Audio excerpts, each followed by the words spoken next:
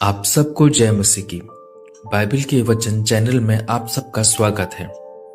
नया साल, नई आशाएं और परमेश्वर की नई आशीषें 2025 आ गया है और प्रभु के वचन हमें इस वर्ष में मार्गदर्शन और शक्ति देंगे।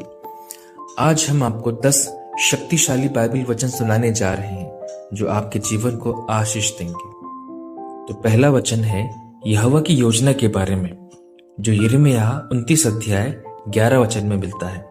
यह इस प्रकार लिखा है, क्योंकि यहोवा की यह वाणी है कि जो योजनाएं मैं तुम्हारे विषय में जानता हूं वे कल्याण की है, ना कि हानि की, ताकि मैं तुम्हें भविष्य और आशा दूं। परमेश्वर हमसे प्रेम करता है और हमारी भलाई के लिए योजना बनाता है।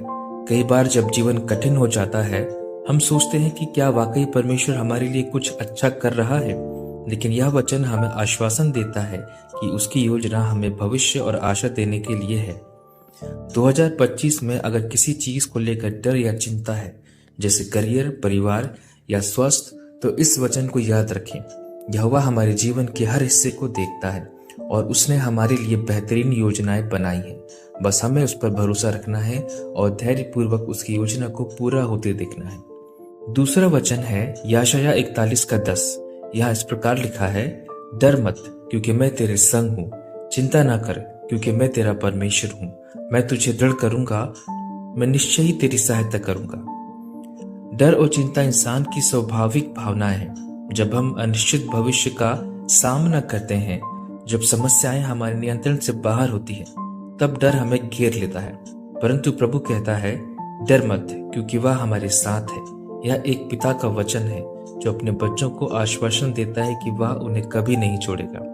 2025 में जब भी कोई कठिन परिस्थिति आए, चाहे आर्थिक संकट हो, बीमारी हो या किसी प्रियजन को खोने का दुख हो, इस वचन को याद करें। प्रभु की शक्ति असीमित है और वह आपको हर स्थिति से निकाल सकता है।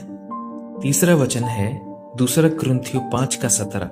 यहाँ इस प्रकार लिखा है, इसीलिए यदि कोई मसीह में है तो वह नई सृष्टि है, पुरानी बातें जाती रहीं, देखो सब कुछ नया हो गया।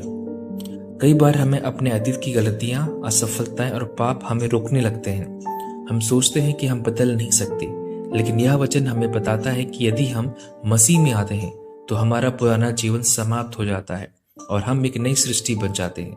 2025 में यदि आप अपने अतीत से मुक्त होना चाहते हैं, यदि आप नया जीवन शुरू करना चाहते हैं, तो प्रभु यीशु मसीह में आए। वह आपको नया बना देगा, आपके अतीत की बेड़ियों को तोड़ देगा और आपको एक नई दिशा में ले जाएगा। चौथा वचन है मरकुस रचित सुसमाचार का 10 अध्याय का 27 वचन। यीशु ने कहा, मनुष्यों से यह असंभव है, परंतु परमेश्वर से नहीं, क्योंकि परमेश्वर से सब कुछ संभव है। जब हमें कोई काम असंभव लगता है, हम हार मान लेते हैं, लेकिन प्रभु यीशु कहते हैं कि परमेश्वर के लिए सब कुछ संभव है। अगर 2025 में आपको कोई बड़ा सपना पूरा करना है, अगर कोई बीमारी है जो ठीक नहीं हो रही, अगर कोई रिश्ते टूट गए हैं, तो इस वचन को याद करें। मनुष्य के लिए कुछ असंभव हो सकता है, लेकिन परमेश्वर के लिए कुछ भी असंभव नहीं। पांचवा वचन है फिलिपियों 4 का 13। यहाँ इस प्रकार लिखा है, जो मुझे सामर्थ्य देता है उसमें मैं सब कुछ कर सकता हूँ। हम अपनी सीमाओं को देखकर निराश हो जाते हैं, लेकिन यह वचन हमें बताता है कि जब हम मसीह में होते हैं तब हमें असाधारण शक्ति प्राप्त होती है। अगर आपको लगता है कि आप किसी लक्ष्य तक नहीं पहुंच सकते, तो याद रखें कि मसीह की शक्ति आपके साथ है। 2025 में कोई भी चुनौती आए, उसे यीशु की सामर्थ्य से पार करें। छठवां वचन है मत्ती रचित सुसमाचार का 6 अध्याय का 33 वचन। यहाँ इस प्रकार लिखा है, परंतु पहले तुम परमेश्वर के राज्य और उसकी धार्मिकता को ढूंढो, तो ये सब वस्तुएं तुम्हें मिल जाएंगी। हम अपनी जिंदगी में बहुत सारी चीजों के पीछे भागते हैं, पैसा, सफलता, मान सम्मान, लेकिन यीशु कहते हैं कि सबसे पहले परमेश्वर को खोजो, फिर बाकी चीजें अपने आप मिल जाएंगी। 2025 में अगर आपको सच्ची सफलता चाहिए, तो परमेश्वर की इच्छा को अपने जीवन में लागू करें। सातवां वचन है भजन संहिता 46 का 1। परमेश्वर हमारा शरण स्थान और बल है, संकट में अति सहज से मिलने वाला सहायक। अगर जीवन में कोई भी मुश्किल आती है तो घबराने की जरूरत नहीं है। परमेश्वर हमारी शरण है, वह हमें हर संकट में संभाल सकता है। 2025 में जब भी कोई परेशानी आए, इस वचन को याद करें और प्रभु की शरण में जाएं। 8वां वचन है पहला पत्रस 5:7। अपनी सारी चिंता उस पर डाल दो, क्योंकि वही तुम्हारी सुधि लेता है। हम जीवन में कई बार चिंता करते हैं, करियर, परिवार, पैसे, स्वास्थ्य, रिश्ते, लेकिन बाइबल कहती है कि हमें अपनी सारी चिंता परमेश्वर को सौंप देनी चाहिए। जब एक बच्चा अपने पिता से मदद मांगता है तो वह चिंता नहीं करता कि उसके पिता उसे कैसे बचाएंगे। उसे सिर्फ इतना पता होता है कि उसका पिता सब संभाल लेगा। वैसे ही हमें भी परमेश्वर पर पूरा भरोसा रखना चाहिए। 2025 में अगर चिंता आए तो इस वचन को याद करें। जब भी आपको चिंता सताए तो कहें, प्रभु यह चिंता मैं आपको सौंपता हूँ, क्योंकि आप मेरी चिंता करते हैं। 9वां वचन है रोमियो 8:38-39। क्योंकि मैं निश्चय जानता हूं कि न मृत्यु, न जीवन, न स्वर्गदूत, न प्रधानताएं, न वर्तमान, न भविष्य, न कोई सामर्थ, न ऊंचाई, न गहराई और न कोई सृजित वस्तु हमें हमारे प्रभु मसीह यीशु में परमेश्वर के प्रेम से अलग कर सकेगी। कभी कभी हम सोचते हैं, क्या परमेश्वर मुझसे अब भी प्रेम करता है? खासकर जब हम पाप करते हैं, गलतियां करते हैं या जब हमें कठिन समय का सामना करना पड़ता है। लेकिन बाइबल हमें सिखाती है कि परमेश्वर का प्रेम कभी खत्म नहीं होता। कोई भी चीज, न कोई गलती, न कोई असफलता, न कोई पाप हमें परमेश्वर के प्रेम से अलग नहीं कर सकती।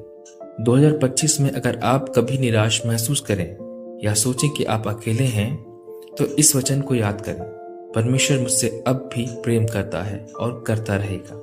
10वां वचन है फिलिपियों 4:7। और परमेश्वर की शांति जो सारी समझ से परे है, तुम्हारे हृदय और तुम्हारे विचारों को मसीह यीशु में सुरक्षित रखेगी।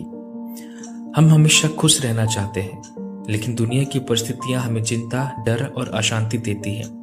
लेकिन यीशु मसीह हमें एक अलग तरह की शांति देते हैं, एक ऐसी शांति जो समझ से परे है। यह शांति तब आती है जब हम परमेश्वर पर भरोसा करते हैं, प्रार्थना करते हैं और चिंता छोड़ देते हैं। इसका मतलब यह नहीं कि समस्याएं नहीं आएंगी, लेकिन इसका मतलब यह है कि आप अंदर से शांति महसूस करेंगे, चाहे बाहर कुछ भी हो रहा हो। 2025 में हर स्थिति में परमेश्वर की शांति को स्वीकार करें। जब दुनिया में हलचल हो तब कहें, प्रभु आपकी शांति मेरे दिल और दिमाग की रक्षा करे। क्या ये वचन आपके लिए प्रेरणादायक थे? तो इस वीडियो को लाइक करें और दूसरों तक पहुंचाएं। इस साल परमेश्वर आपके जीवन में अद्भुत काम करेगा। आमीन।